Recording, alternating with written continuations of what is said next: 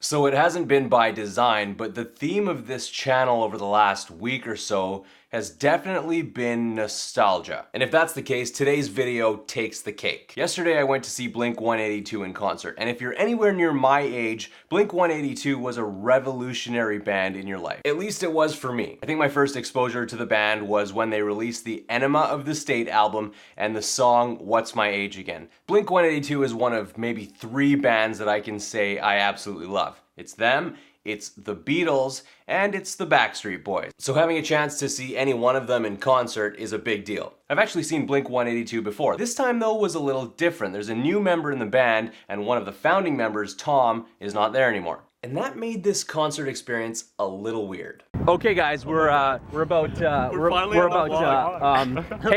talking here. Blink-182.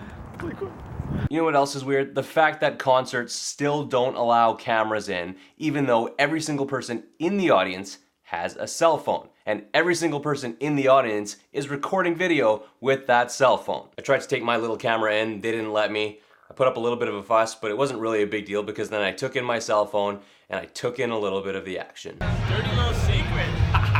The new Blink-182 released an album a few months ago, and I actually really like it. It's kind of a new sound with a really old school Blink feel.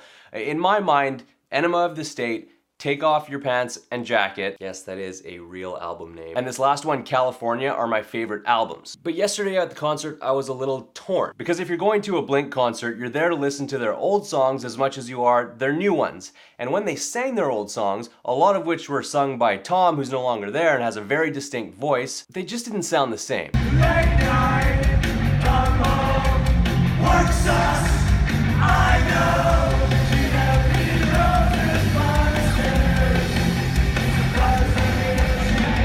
No offense to Matt, the new member, who has his own sound and a sound that I quite like on the new album, but it left me wanting a little more at the concert hearing him sing Tom's verses because there just is no other Tom. Regardless, I had a lot of fun singing those songs at the very top of my lungs, and so did the guys with me. It kind of brought us back to our childhoods.